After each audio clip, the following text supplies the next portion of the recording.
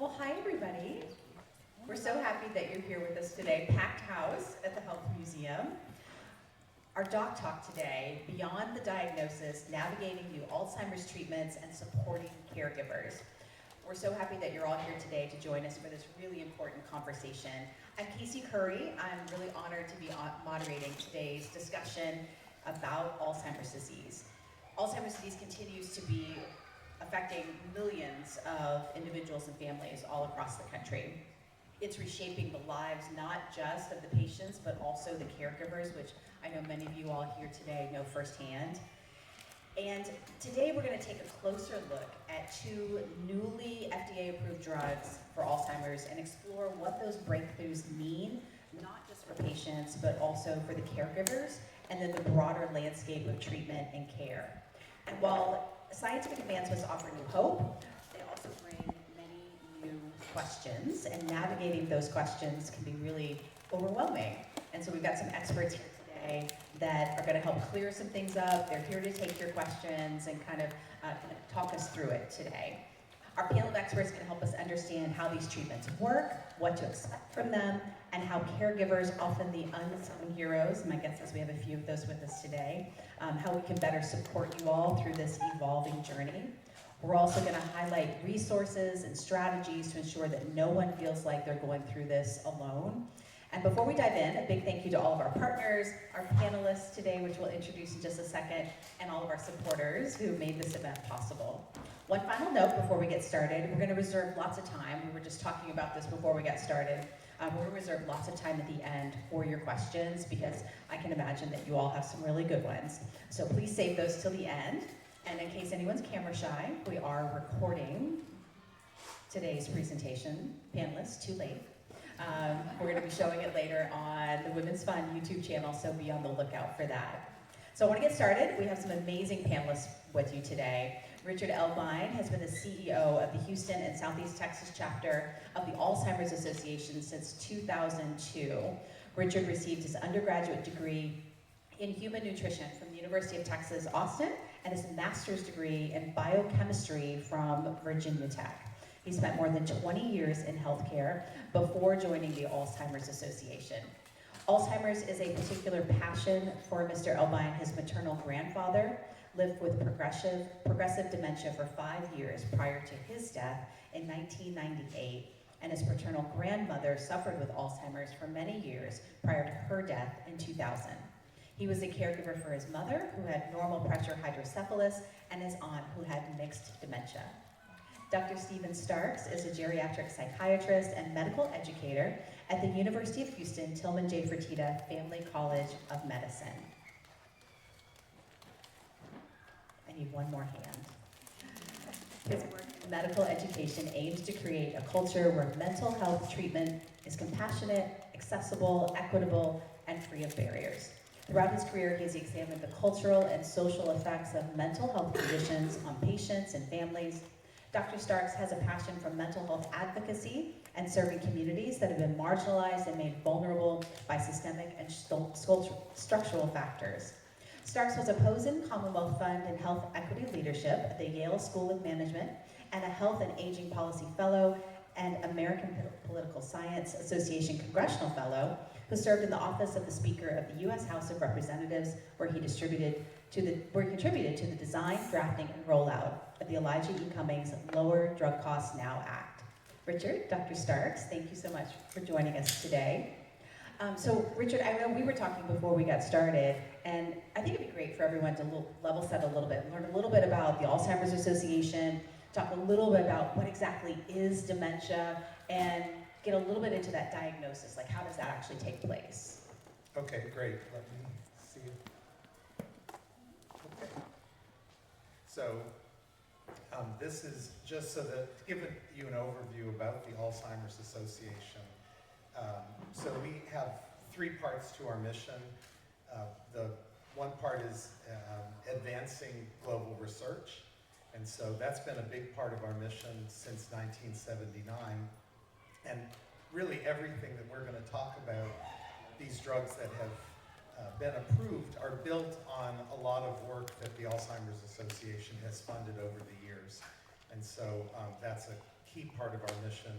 And then driving risk reduction and early detection. And as you'll see as we talk about these drugs, early detection is critical. And in order to do that, a lot of things have to come together. So people need to know about the resources available, need to know how to get an early diagnosis. And then on the research side and on the clinical side, there have to be places to go that can provide an early detection. And then there have to be all of the different biomarkers and to be able to assess whether someone is in fact have early disease. So that's also important. And then the third part is to assure quality care and support. So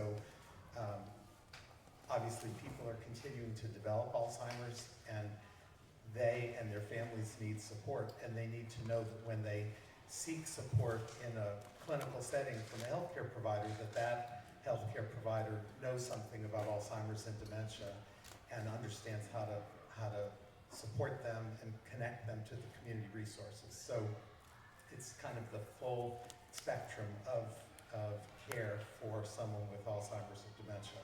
And so across the bottom, you can see the different services that the Alzheimer's Association is involved with. So that care and support piece, which, to make sure the family's supported, and then to provide education, drive awareness so that people across the community understand what Alzheimer's and dementia is and know where to find resources.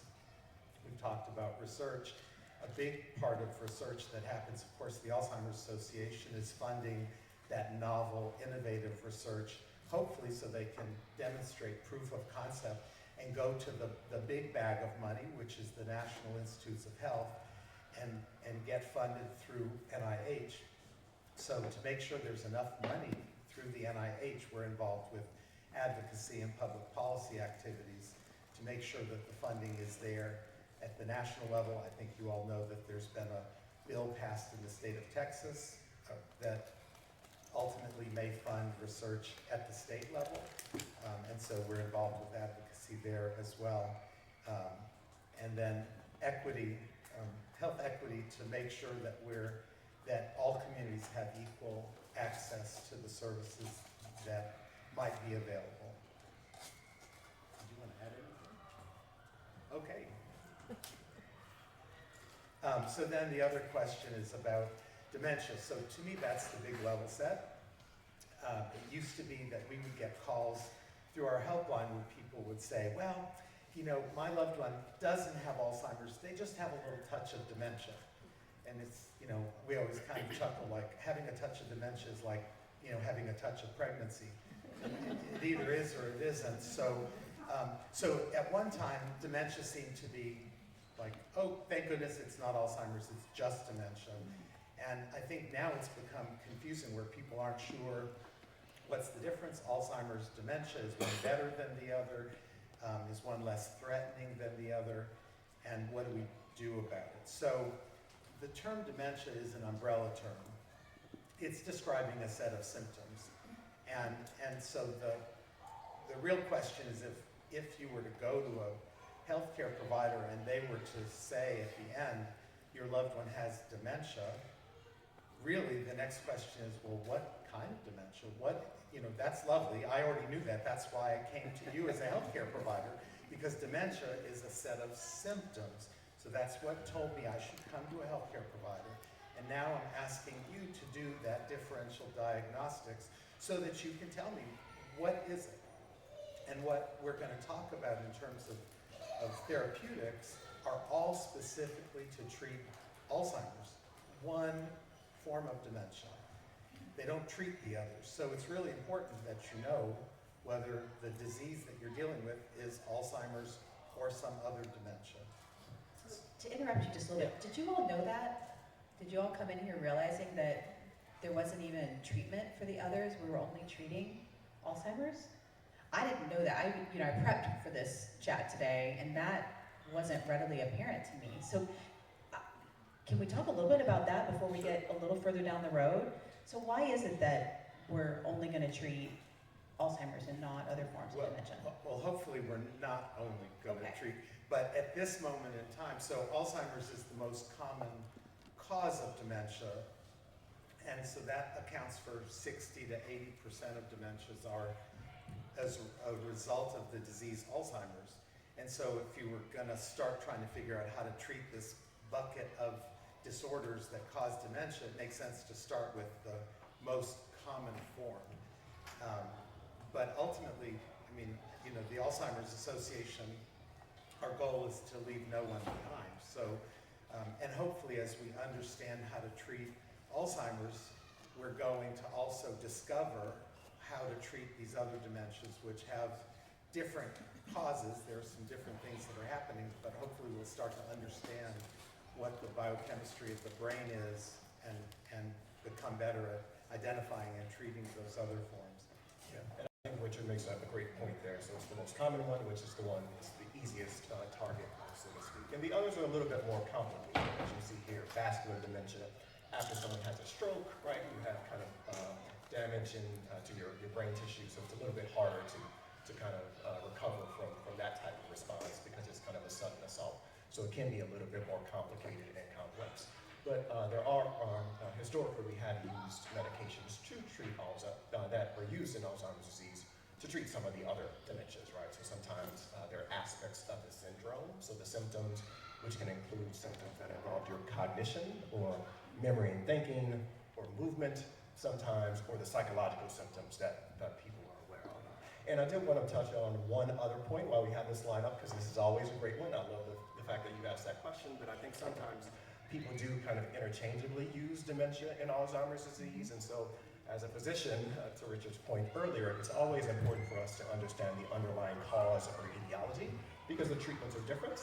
And so you may not have a response to certain medications, or you might actually have side effects that we don't want. So for instance, not only am I a physician, geriatric psychiatrist, and treat individuals with those conditions, I've had the experience of being the care partner of my father, who had dementia with Lewy bodies, which is one of the atypical types of dementia that sometimes involves visual misperceptions or hallucinations, and so the treatments there are much different.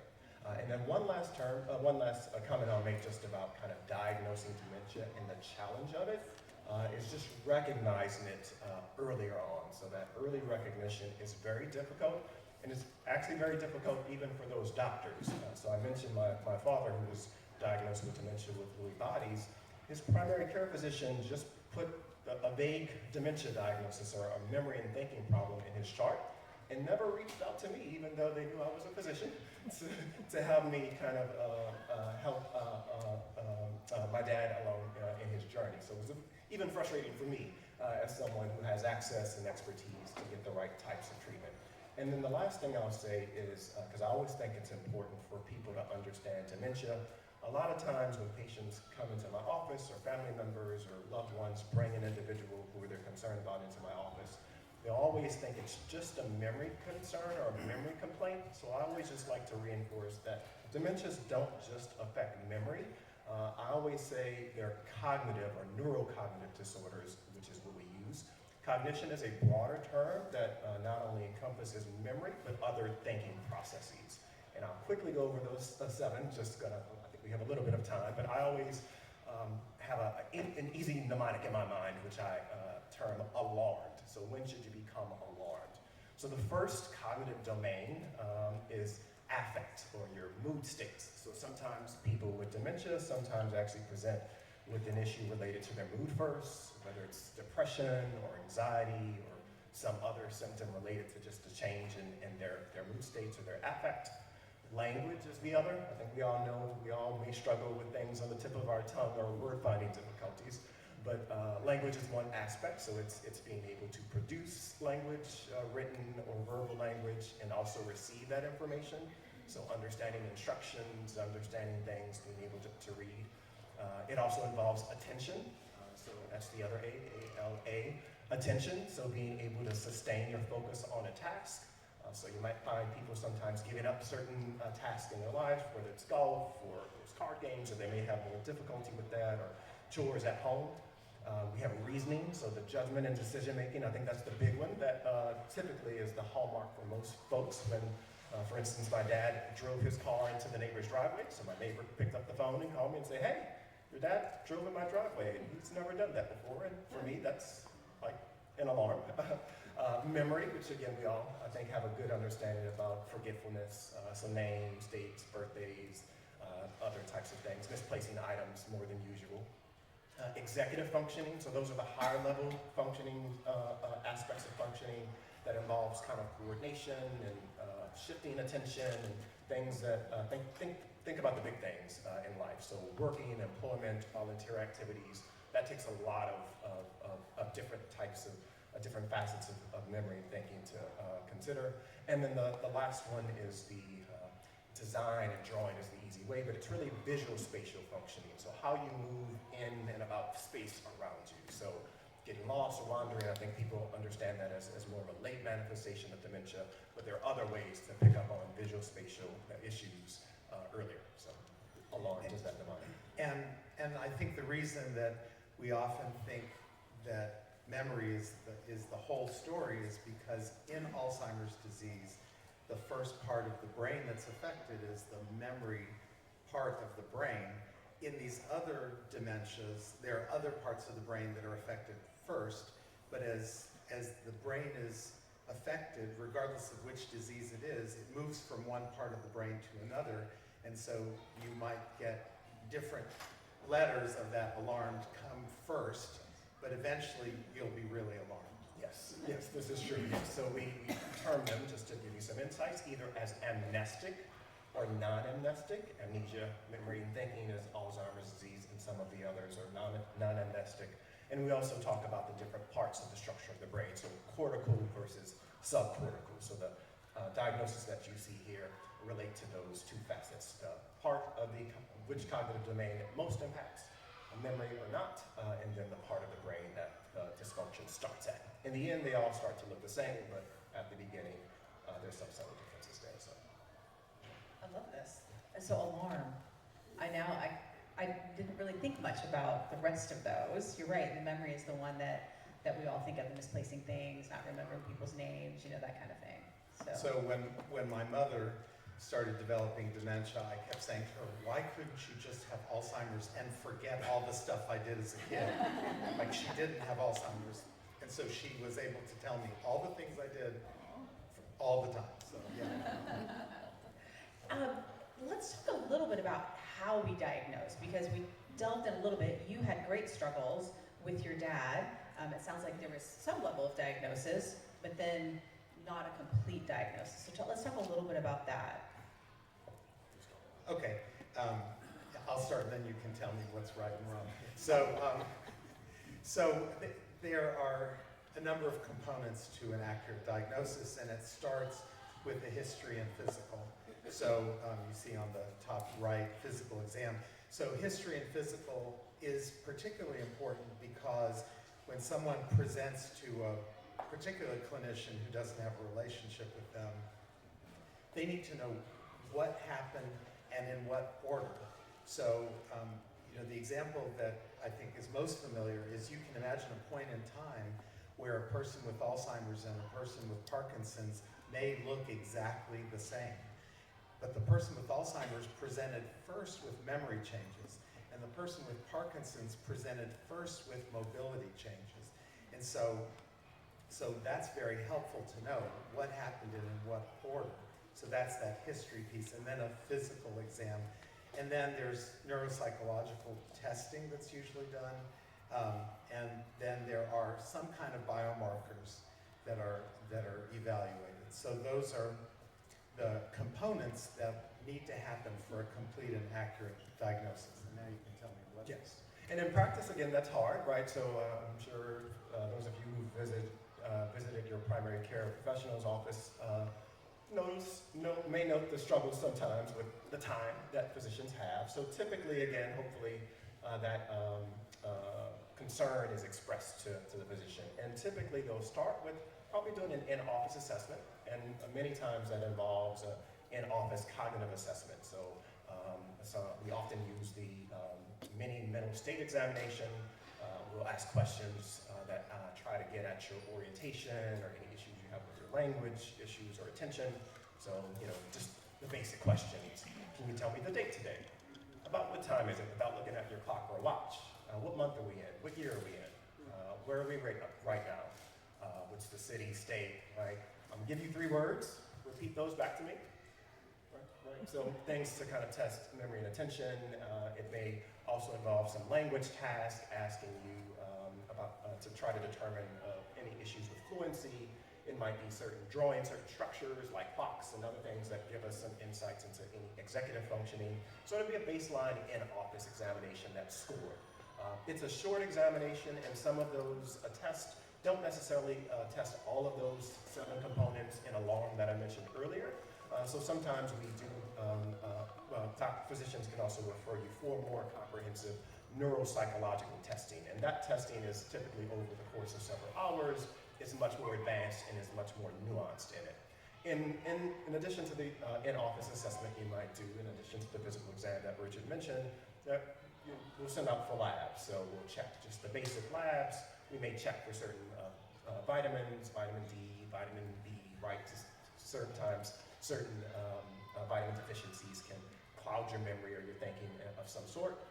Your physician may also assess for mood issues, right? For depression and anxiety. Sometimes people can't concentrate very well or seem to be a little bit more isolative and not really fully participatory or not able to function when they have those conditions. And there are occasions when doctors might send you out for imaging studies in certain instances. So sometimes as a default, it might be a CAT scan, but in most cases it should be an MRI. And then sometimes there's a referral to a specialist. And typically that's for cases where we're not sure. In most cases, like we said, it would likely be Alzheimer's disease, but there are cases where things might be a little bit more atypical, so that you'll get a referral to a neurologist or a geriatric psychiatrist, if you can find one and easily access one.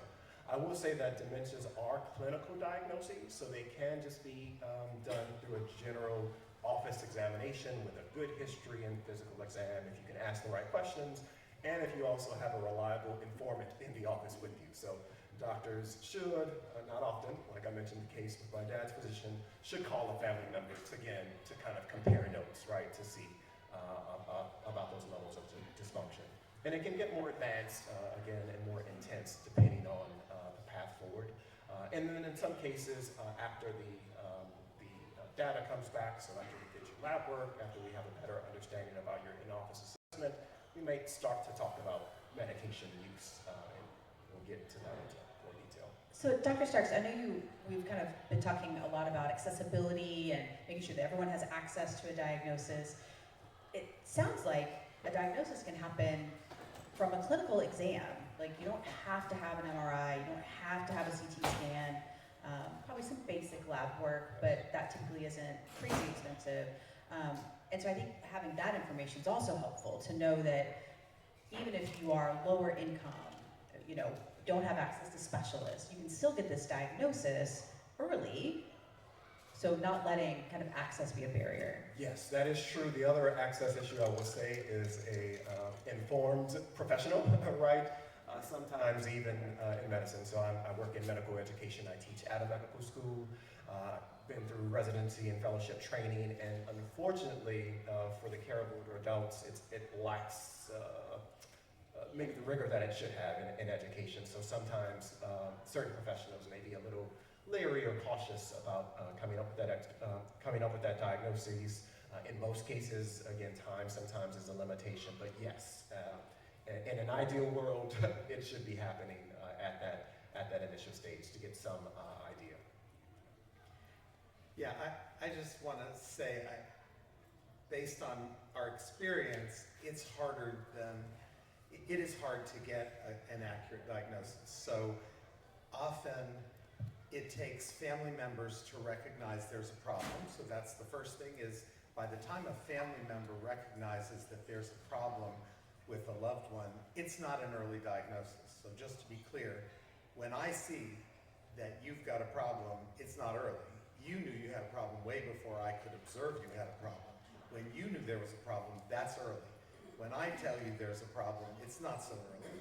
And so then, depending on your age, if you go to your healthcare provider, if you're 50, or 55 or 60, you're probably going to be told you're depressed, you need more exercise, you need to eat better, you need more sleep. You're going to be told everything short of, there may be something seriously wrong.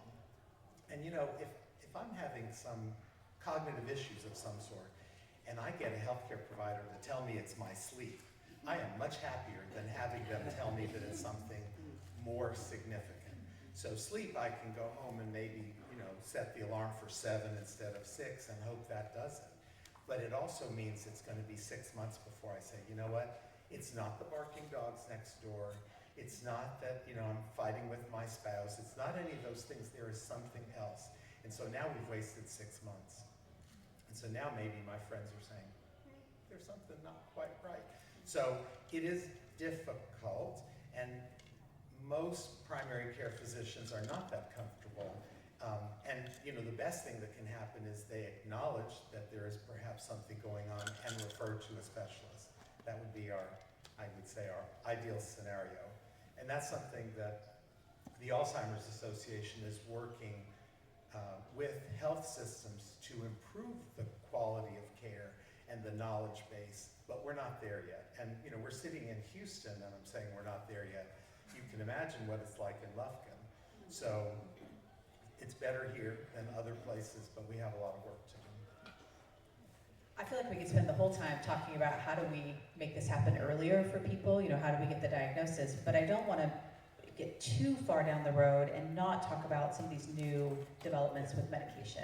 Yeah. Because there are some exciting things happening. So before we get to the medication, because the other thing that's very new within the last few weeks, you probably have heard that there's an approved blood test. Has everybody heard that? Mm-hmm. So, but there's a lot of nuance to that, and so it's important to understand what that blood test was approved to do.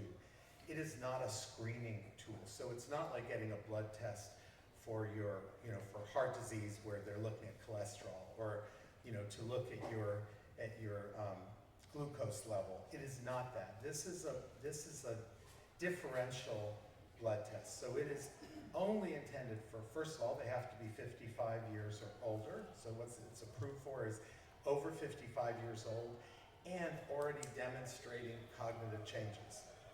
So if you look on this little 4 pieces, it's the bottom right, but it's intended so you've already identified that there is a cognitive change. And so instead of doing a PET, you're able to, or a spinal fluid, you know, spinal tap. So instead of those, this is the third option, and if you had to choose between a PET, a spinal tap, or a blood test, I think all of us know we'd rather just, you know, just take my blood and tell me the bad news later. So what it's really doing is saying, is there amyloid in the blood? And if there's amyloid, if it's detecting amyloid and you have cognitive changes, then that would confirm that what you're seeing is Alzheimer's disease. So it doesn't say, oh, you don't have dementia.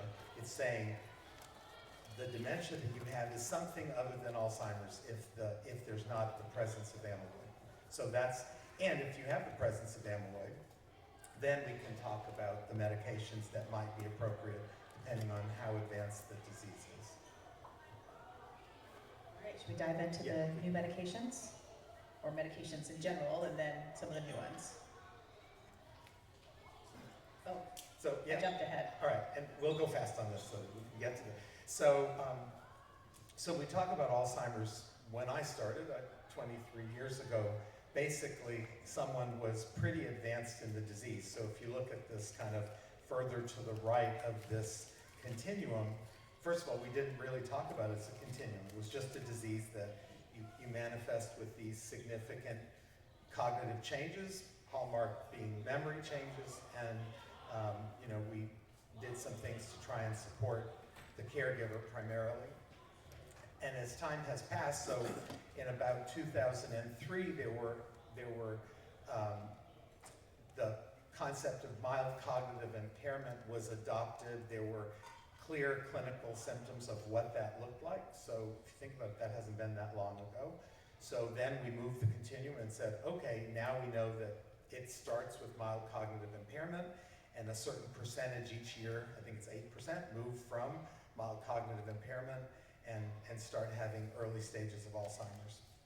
Well, then as we've had more ability to look at PET scans and to look at, the presence of amyloid and spinal fluid, for example, there's an understanding that, oh wait, there's this preclinical phase where before anybody has any symptoms at all, the brain is changing and there are these compounds that are building up, amyloid and tau. And so there's a 20-year period potentially before anyone has any symptoms at all where this disease is kind of slowly ramping up. And then from the point of mild cognitive impairment to the end of this where it's severe, that could be another 10, 15 plus years. So if you think about that period of time, it's a very long tail. So the ideal is, the goal of everyone who's doing research in this area is to move further and further to the left on this continuum so that we can preserve cognitive health. So we can't replace a dead brain cell. So if the dead brain cell remembers your children and that's the one that goes, nothing can bring back the memory. So we need to preserve the brain before that starts to happen, and that's the goal. And that's so you understand what the continuum is. Do you want to say anything about the continuum? Okay, so then this shows you the drugs that have been that are available to treat Alzheimer's. And so up at the top left, you'll see that Dr. Alzheimer is there, and he identified Alzheimer's disease. He didn't call it Alzheimer's, everybody else did, in 1906. So from 1906 to 1996, there was nothing, and the first drug was made available in 1996, and it basically, you can see it's treating people in the later stages of Alzheimer's disease. And mostly it was later, because in 1996, that was all we really identified. And then there have been a series of drugs that are related or similar. And then if you get to the bottom, there are two drugs, and these are the two that are currently available. And they treat from mild cognitive impairment to including the early stage of Alzheimer's. Beyond early stage of Alzheimer's, there's no evidence that they're effective. So that's the reason we really need that early detection piece is so important, that the earlier we can identify someone, the more successful these drugs are going to be. And just one note, so the earlier ones we used to just call those or term those as just for symptomatic management, so they were not disease modifying in any way. They didn't change the abnormal proteins associated with Alzheimer's, and the newer medications are the ones, again, that have that ability to remove some of those proteins and hopefully reduce or slow down the course and progression of the illness there. So is that the goal of the newer medications, is to slow down the progression so that you spend a longer time in kind of this early stage period or mid stage as opposed to jumping quickly into a stage? Correct, yes. So if you're at the mild cognitive impairment stage, that's a problem with your memory and thinking that doesn't impact your function, is how we term that. And dementia is a change in your memory and thinking that does affect your daily function. So just think about all the things you do in your life. So yes, that's the goal, is for the folks with mild cognitive impairment not to convert to Alzheimer's disease. Do we know how long that holds for people, or is it just totally dependent on the person? We have something. No, I don't think we have anything that... Yes, so it does. I don't have the data off the top of my head here, but it has been shown. So I worked at two Alzheimer's disease centers, research centers, one at Yale and New Haven and one here at Baylor, and we used or studied some of these drugs in their clinical trial states. So I don't know if I clearly have the definition. We can get that information for you in terms of the slowness of the progression. But when you're a part of those clinical trials, what happens is you do very advanced kind of memory and thinking tests. So we use a clinical dementia rating scale to grade and score people's dementia or their formally to diagnose mild cognitive impairment.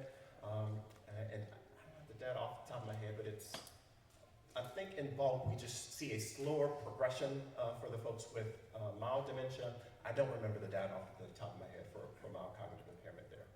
Yeah, so the both of these drugs are administered through IV. The first drug the current earliest drug that was approved, which is called Leqembi or lecanemab, so it's a monoclonal antibody. And so both of these drugs, the way they act is they're clearing amyloid from the brain. And so the ideal is that they clear all the detectable amyloid from the brain over time. Leqembi is administered every 2 weeks as an IV for the first 18 months. So for 18 months, it's every 2 weeks getting an IV.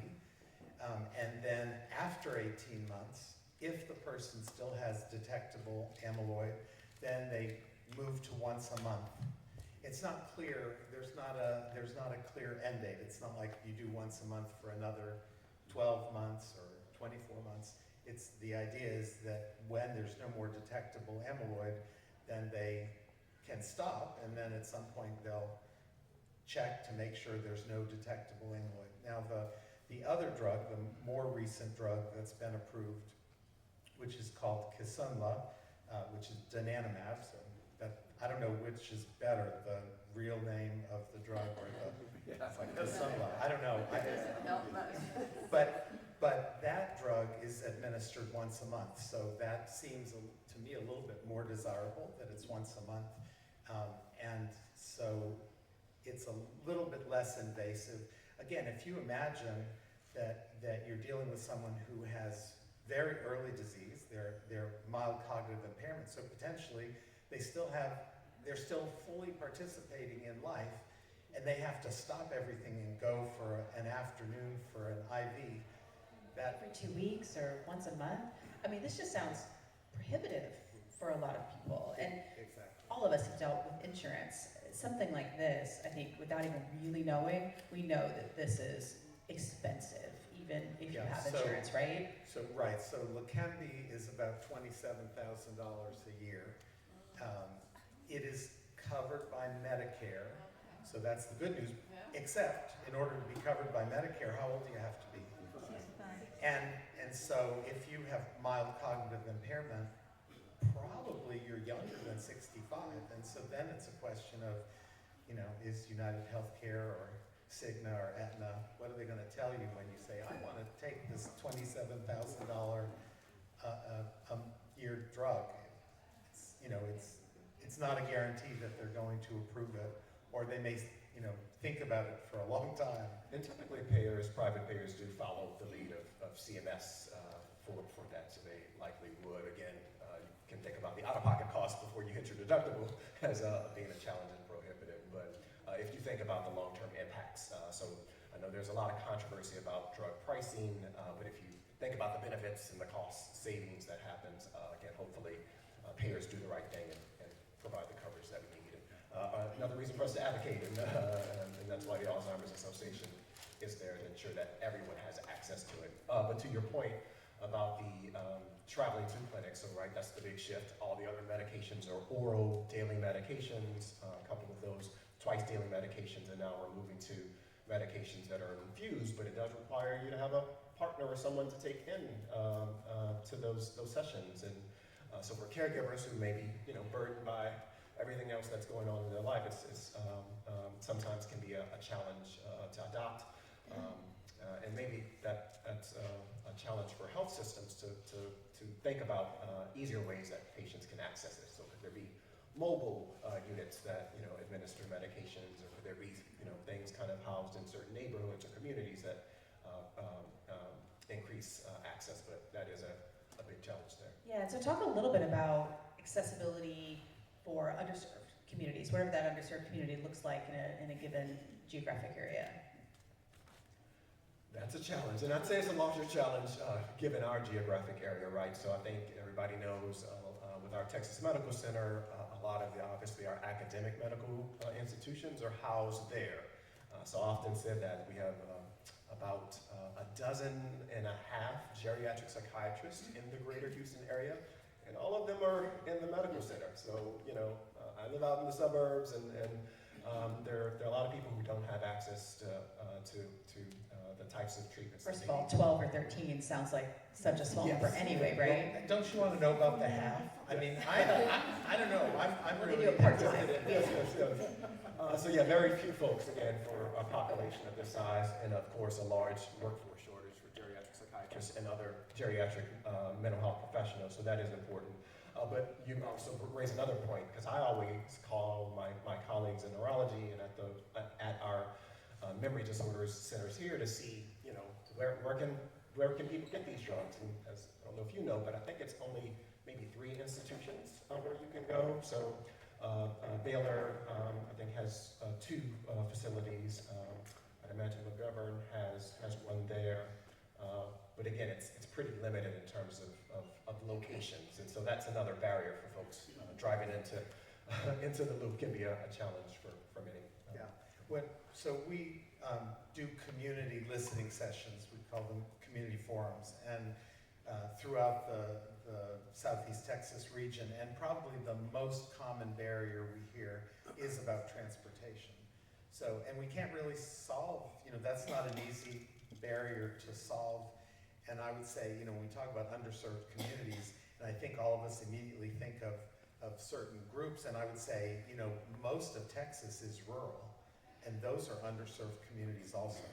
So there are lots of different kinds of underserved communities. I mean, you know, the privilege to be able to get in your car and drive to the health museum for a midday program, I would say, think about all the people who might really want to come to a program like this, but have access barriers, and the first one is just transportation.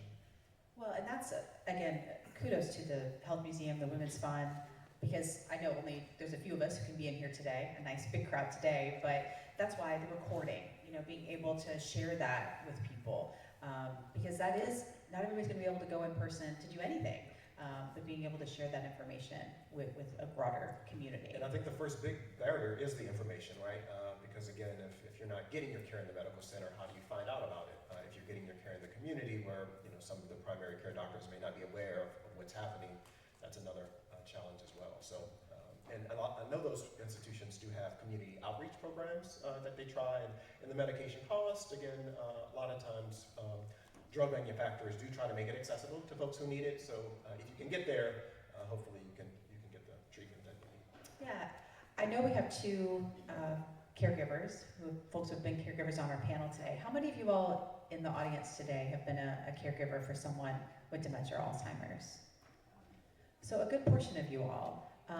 Can we talk a little bit about how families, how caregivers can start the conversation, have the conversation with someone about getting a diagnosis, about how do we come up with a care plan, all of those important discussions. So I'll tell you my experience with my mother.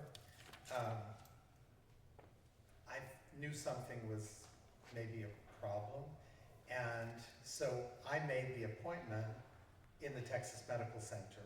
So I made scheduled an appointment, and as you may know, it's a long window before you can actually get into one of the centers of excellence. So we're talking 6 months probably. So I made the appointment, and then I figured I'll talk to my mother and I'll, let her know that she has an appointment. So every time I tried to schedule a time to sit down where we would be, be quiet and we could have a really serious conversation, at the last minute she would cancel. Like her antenna were up that, there were always a lot of other people around. I mean, she knew something. So, okay, it's getting closer. So then I'm at a meeting and I get a call from my mother. And when your mother calls, you answer the phone. So I grab the phone, run out into the hallway, and I say, hello. She says, you're lucky, I have a good sense of humor. I said, okay, why? She said, well, can you imagine the conversation when I get a call from the Alzheimer's Disease Center and Memory Disorder confirming my appointment, and I have to say, I don't remember making one.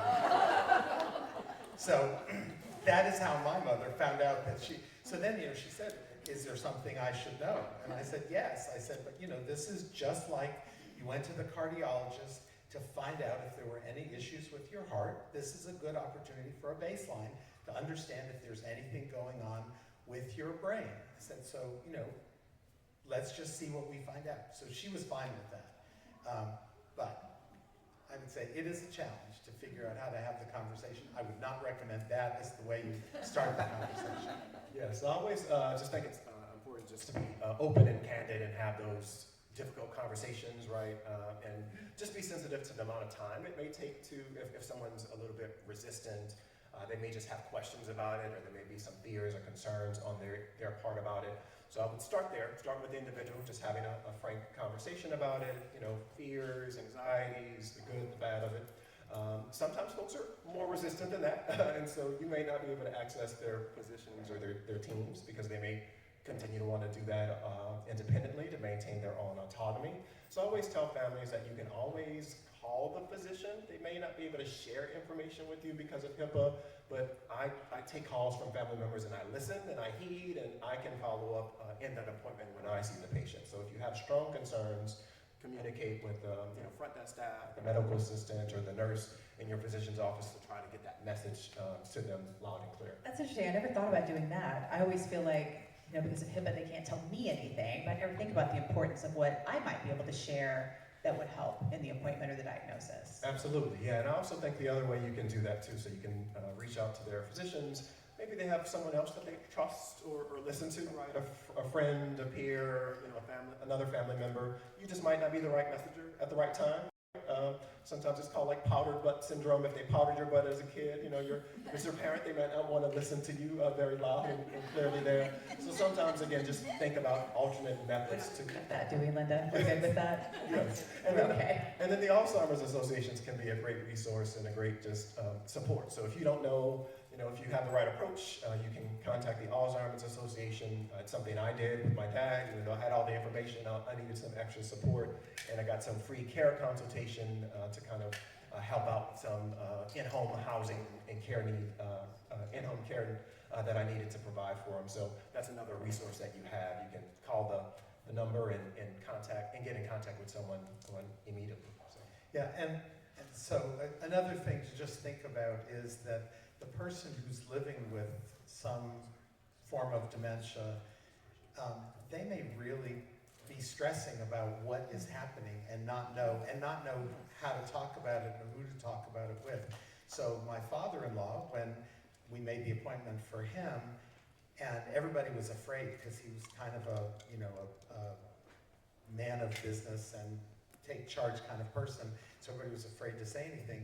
So when they finally, went to take him and explained we're going to go and do this evaluation, he was so relieved, and he said, "Oh, I'm so glad to know that I'm not just imagining it. I thought I was losing my mind. It's like now I know that there is something happening."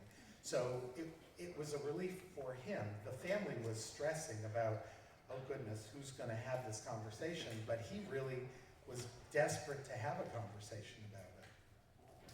So let's talk a little bit about some of the resources, some things that can help support caregivers as they're kind of navigating some new medications. There's so many different things that caregivers need to be thinking about.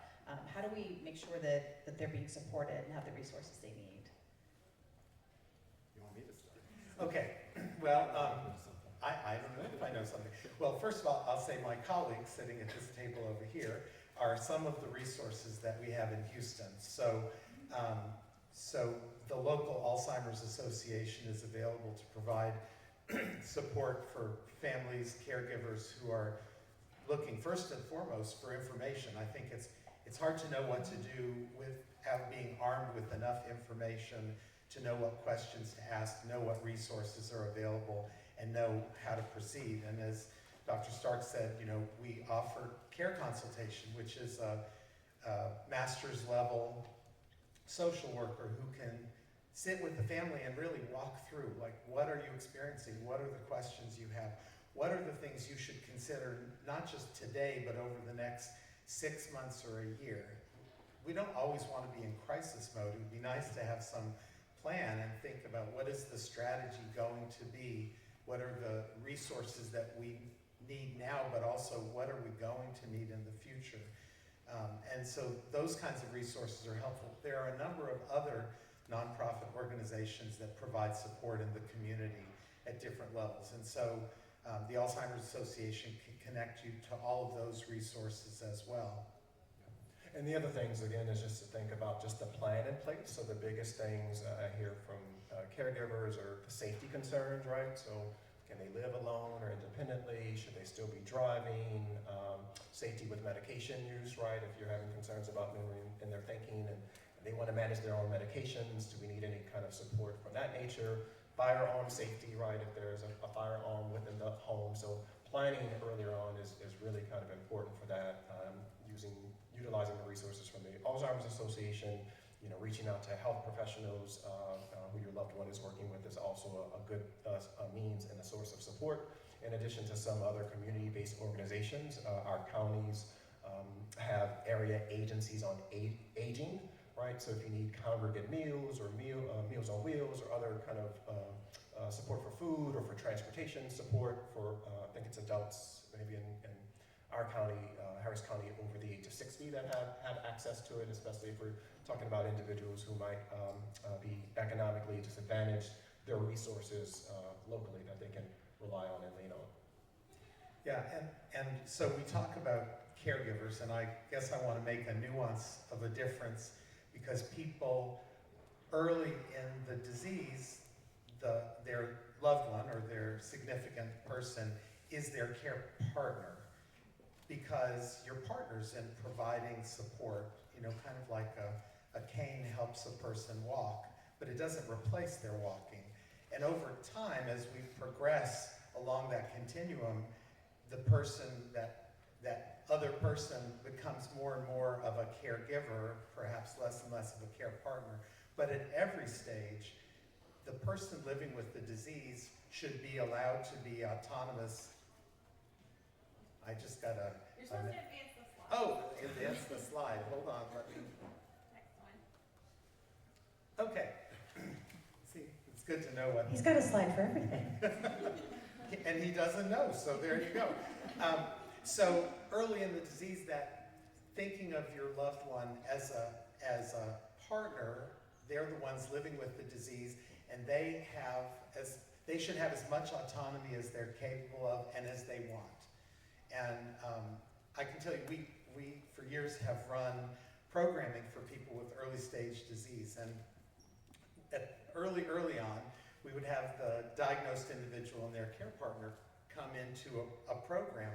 And so the facilitator would ask a question, and before the diagnosed individual could even get their lips moving, the care partner was answering the question as if they were, a rag doll or something. It's like, so finally we realized we need to separate these people because first of all, the care partner often had a lot of complaints about all the things that they didn't like having to do.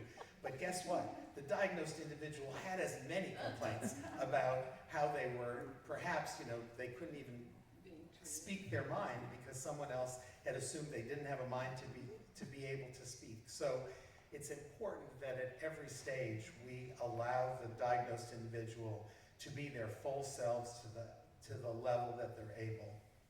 And so thinking of yourself or other people as a partner and not as a caregiver, I think allows a little bit of a mind shift. Absolutely. And the other thing I just wanted to pick up is just as that, I like how you talked about the transition of the relationship perhaps from partner to giver. I used the term partner for myself the whole time because I felt like that was still in it even at the end, but it's important, I think, to acknowledge. It's also important to acknowledge resources that are needed to combat some of the burden or distress that caregivers or care partners often experience. So oftentimes it's hard when you're in caregiving mode to break out of it, and so being mindful about your mental health. We know that individuals who experience caregiver burden or caregiver distress often have more negative perceptions about their own physical health. They may struggle with insomnia or anxiety or their own low levels of depression or demoralization if it's not a formal diagnosis. So just being mindful of that, and hopefully the health professionals that are working with the individual with dementia can also help the care partner as well along with that journey to give them resources and support they need. And a lot of times it's tough, right? Because you may be the only individual in the family who's maybe committed to that person. And so sometimes you do have to make sure that you're branching out, reaching, finding connections, either through family, friends, other supports, because it does take a village to work with an individual throughout this care partner journey. And so again, we were talking about the medications that are available, and just to remind you that the medications are effective for people in mild cognitive impairment and the earliest stage of Alzheimer's. During that time, definitely their partner is a partner and not a caregiver. And so the role of the caregiver may be to make sure that all of the information that's needed is tracked down, that you help find a clinician who's able to administer the medication, and that you fully considered the risks associated with these medications. They are not risk-free, and I don't think we've talked about that yet. The medications have side effects. For most people, the side effects are mild, but they're not mild for everyone. And so the common side effect is referred to as ARIA, amyloid-related imaging abnormalities. So that sounds like, okay, so ARIA. And there are two ways that it can manifest, and one is swelling of the brain, and the other are microbleeds. So, and they can be mild, so, they for many people, they don't know that they've experienced ARIA. It's identified with an MRI, and it's part of the treatment process. So it is monitored, but for some people it's very severe. So just to know, it can be severe, it can be life-threatening. So it's not without risk.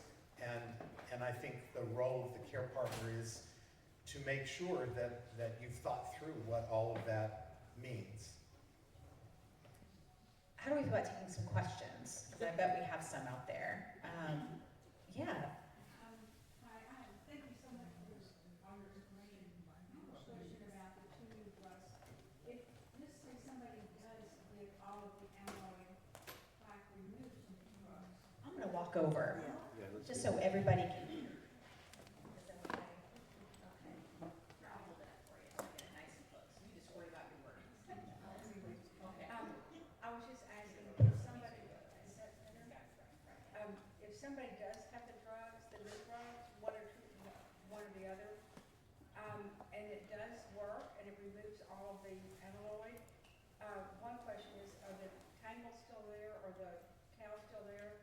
And the other question is, are they back to normal or what is the result? And then I guess the third question is, do the plaques keep coming and they have to keep having this problem? Okay, so I think everybody heard the questions, and they're great questions. They're exactly the right questions. So it doesn't stop the disease process. These drugs they're addressing one part of the disease process. So they're addressing that amyloid piece, but they're not addressing the whole process. In fact, we don't even fully understand the whole disease process. So it's not stopping Alzheimer's from being present, which means that potentially there is going to continue to be this issue with whatever the disease progression is. And so it's clearing it out, and we hope that that's effective for a long time, but we don't know how long. It doesn't address tau at all. And so the tangles that are there are still there, and at this point there's not a tau modifying drug, although those are in development, and probably at some point in the near future we'll have tau modifying drugs also. So the benefit of, you say, so where are we? The earlier that the drug is administered and the amyloid is cleared, the fewer brain cells are going to be damaged, which means the less damage there will be to the brain. Is there anything else that should be said? No, yes, I agree with all that you stated before. We didn't get into the complexity of it, but Alzheimer's involves the amyloid beta deposition and that pathology. Part of it is glucose metabolism. You can think about like insulin. It also involves an inflammatory cascade, which is separate. It has tau. So this is just one mechanism, and it may not be effective for everyone, right? And so that's a part of any treatment itself. There still may be some individuals who progress, and again, they wouldn't continue on the medication. When you are getting treatment, you are still serially getting those cognitive assessments, and we're monitoring and tracking the progression. And there has been shown from the evidence to be a change with individuals who were treated with placebo versus those who were treated with the new monoclonal antibodies, but it is still kind of dependent, and not everybody may have the same response. Some people may have a more vigorous response than others. Yes, are there any memory problems that are just common with aging? That is a great question. So when I teach students, I have this great slide that basically shows how many of our cognitive domains just kind of decrease over time, starting in our mid-20s as we go on. The things that do improve over time, or at least stay stable, are things like certain types of memories, like songs and music. So I don't know if any of you all have watched the videos of individuals with Alzheimer's hearing or listening to music and how they light up, right? So those types of memories still stay quite intact. We do get wiser with age as well, but many of the things like our processing speed, how fast we're able to do things is a little bit tough. I always kind of just compare that to like having a file cabinet. When you're younger, you may only have like 2 file cabinets. When you're older, you may have a whole stack and a whole series. So it may just take you longer to find the information, but it's still there. And so we call those just normal age-related changes or normal age-related cognitive decline, but there's a distinction there. And so typically when we look at the studies, we always try to look at people who are similarly matched to you. So if I'm looking at an 85-year-old who completed college, I'm comparing you to your peers and not to other individuals. Yes, wanted to ask 2 questions. One, what is your experience with Nexium or proton pump inhibitors being contributing factor to dementia? I don't know, it's a few studies out there that show that, and a lot of people are on those drugs. Secondly, estrogen, pro or con? In terms of supplementation or receiving it, or in terms Yes. of protective? Yes, as far as taking it. Yeah, as far as I've seen, at least, and I haven't looked at these studies in a while, there's no evidence to suggest that folks who are taking estrogen, it's a preventive factor. So that is one factor. We didn't talk about associated risk factors with Alzheimer's disease. So getting older is one. It's maybe more common in women, maybe because women live longer, or maybe because the differences in terms of estrogen metabolism and production over the course of life there. I haven't heard anything about protein pump inhibitors. Doctors often try to avoid certain types of medications, so medications that have impact on a particular brain chemical called acetylcholine. So think about medications like Benadryl that makes you sleepy, right? There are other medications that are oftentimes prescribed that have similar properties of that. And so when I see patients on a series of medications, I'm always evaluating as a geriatric psychiatrist, which medications can I take off? Because which medications may be contributing to those issues. So certain sleep medications are in that class. There's sedative hypnotic medications, medications like Benadryl or antihistamines, or medications that have antihistamine properties are things that we tend to avoid. But I haven't heard much about protein pump inhibitors. Okay, Yeah. thanks. What other things could those of us who are, a little bit younger maybe think about? You mentioned some medications that maybe aren't the best when we think about dementia and Alzheimer's. What other kind of lifestyle things should we be thinking about that we know? Yeah, some so that can impact? thank you for that question. I love it. Well, because you hear about should we do crosswords? Should we, Yeah. do these things matter? So we're just completing a 5-year study called US Pointer, and Houston was one of the sites around the country where US Pointer was tested, and it's a lifestyle study, so lifestyle intervention to evaluate reducing or lowering the risk of Alzheimer's through lifestyle. And so that's diet, exercise, cognitive stimulation, social engagement, and medical management of chronic conditions that increase the risk. And So we don't know the results. We will know them at the end of July. There's a, you can access, it's called AAIC for All, and AAIC stands for Alzheimer's Association International Conference. So on the Thursday, Henry, do you remember July 31st? 30th? July 30th, there will be, it's free to tune in, and they'll be presenting the results of US Pointer. But separately, the reason that those 5 areas were studied is because separately there have been studies that have demonstrated that diet, specifically the MIND diet, reduces the risk of Alzheimer's disease. So that's something significant. There's indication that exercise by itself reduces the risk of Alzheimer's disease. That's not really a surprise because we know that what's good for the heart is good for the brain.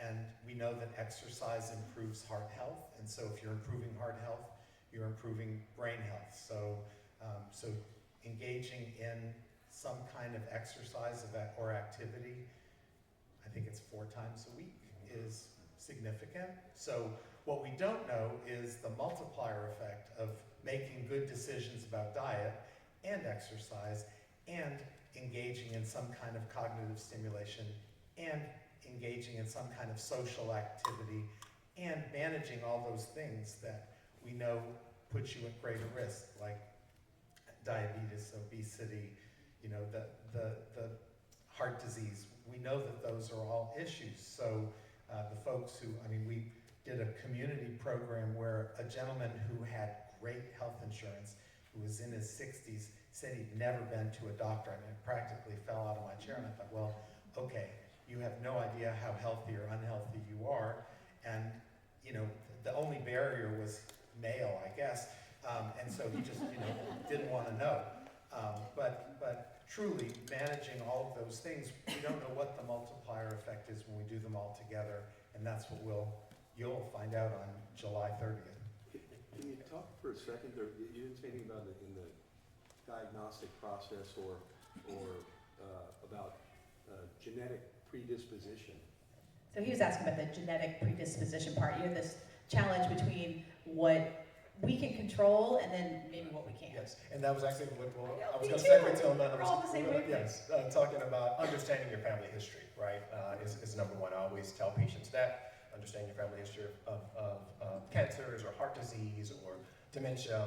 My maternal grandmother had dementia, Alzheimer's type, and my paternal grandmother had a vascular dementia, and many dementias can be mixed. So that's the other thing. We didn't talk too much about it. I didn't want to confuse too much, but sometimes there can be 2 co-occurring processes that are involved. So I'll just echo what Richard said about diabetes and didn't touch upon, but hypertension, so making sure your blood pressure is under control, again, maintaining a good, a healthy weight, not smoking, and then yes, for those who do have a strong family history, getting some genetic testing, if you have access to that, to be able to see if you're a carrier of some of the genes that are associated with Alzheimer's disease. So folks might have heard something about E4 or some of those kind of genetic components of it. So just being aware of your family history, particularly if you've had a history of early onset dementia or memory and thinking issues in your family, it's important to have that information. Yeah, and related to that, so that ApoE4, which is the risk factor, the most significant genetic risk factor, also happens to be a significant risk factor for having side effects from these medications. So you would be at higher risk for developing Alzheimer's, and also higher risk that you would be one of the folks to have side effects, significant side effects from these medications. So that's an important piece of information to know going into the medications. So before we let you guys go today, what are you most excited about with research, new developments that you feel like are coming down the road that could make a real difference? Well, I'm excited about these treatments. So again, I can't emphasize enough, Richard put up the slide in terms of some of the history of the drug development. So people didn't expect to see something like this in their lifetimes. Again, the responses to the medication, the outcomes have been positive thus far, so that's, we're hopeful again to have more drugs, more drug development in the future. Again, we hope that this inspires our researchers and the pharmaceutical industry to invest more in research for Alzheimer's disease medication. So I'm excited and inspired by that. But I do, to your earlier point, do want to point out just the gaps that we have in terms of access and the inequities that we still see. So individuals from Black and African American communities are maybe 2.5 to 3 times more likely to develop Alzheimer's disease. Individuals from Hispanic and Latin communities maybe twice as likely to it. So I still am hoping and hopeful for more advances to ensure equity in that regard. Well, so I think for me, the idea of the day that we can talk about prevention or risk reduction, is just, that will be life-changing for everyone who worries about Alzheimer's or related dementia in their family. And I think, we know that at least 1 out of 3 people has some connection to Alzheimer's disease. And so that 1 in 3 people also worries about what their risk may be. I mean, I know I have, at least 3 generations of dementia in the family. And so I would love to know what the prescription is to reduce my risk. I'd rather do that now than try and figure out whether I have ApoE4 and whether I can take a drug. But having said that, there's also an arsenal that is in the pipeline that will treat other ways to treat the amyloid side, and then interventions to deal with the tau side. So I think really the world is changing in terms of not only the diagnostics and treatment for Alzheimer's, but also the prevention and risk reduction. I have one more question. In April, there was I don't know if you don't know what's real and what's not real anymore. We don't need Yeah, I know. But they talked about egg consumption lowering the propensity for Alzheimer's. Was that the egg board that said that? Maybe. Maybe. I have not seen any kind of study about eat eggs. Was it when eggs were about $8 a dozen? Yeah, I think so. They were like, how can we get these eggs off the shelf? But you do wonder if it will make a, fatty acid kind of benefit, maybe something not just in eggs, because I know that there's some brain health things that happen with your omegas as well. So, but really, what an amazing panel today. Thank you both, Richard Elbein, Dr. Stephen Starks. Thank you so much. This was really wonderful. I feel like we could have done this for a long time. So many questions for you. I know how busy you both are, so we really do appreciate your time today. And our audience today, you guys were amazing. Great questions. And I know you all have topics that you're interested in. If you do have a topic that you're especially interested in for a future Doc Talk, please reach out to the Women's Fund. They're always looking for the thing that's next that you want to know the most about. They have access to the best speakers all around, so they'll get them for you. And please check us out for the Women's Fund on Facebook. Give them a like. It's where you'll stay up to date on all the future events. And I know this new study that's coming out, I'm sure it'll be on the Alzheimer's Association website. I'm hoping that the Women's Fund will blast that out to the world. Yes, Linda? We're actually working with Alexis and the team at Alzheimer's to bring y'all back to talk about this. Okay, so we're gonna chat about the study. I love that. So great. We'll just do it all again. This is Alzheimer's Part 2 coming up. Alzheimer's Part 2. So Stay tuned. we hope that you leave here today with a good sense of being informed, feeling maybe a little more inspired about the future, a little more optimistic about the future. And I want you to be on the lookout for the recording. Both the Women's Fund and the Health Museum recorded today's session, so you can share it with folks who maybe couldn't be here today. I hope you all have a wonderful rest of your day. Thank you. Thank you.